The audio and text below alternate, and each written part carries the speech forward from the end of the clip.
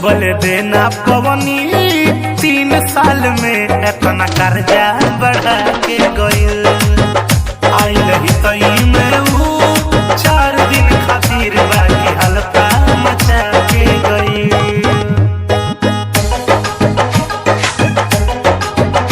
इतना कर्जा बढ़ा के गइल।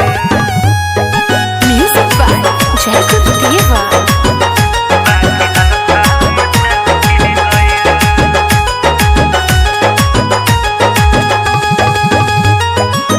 बतिया में ओकरे हम गईनी लो भाई, हो गईल प्यार छुटल पढ़ाई लिखाई।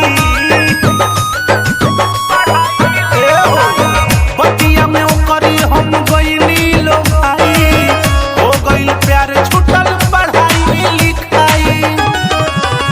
रोग ऐसन धरा के गईल, नाही चुमो चिखा के गईल।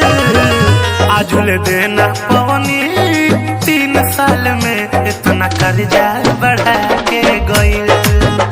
आइल ही तई में ऊ 4 दिन खातिर बाकी हल्का मचा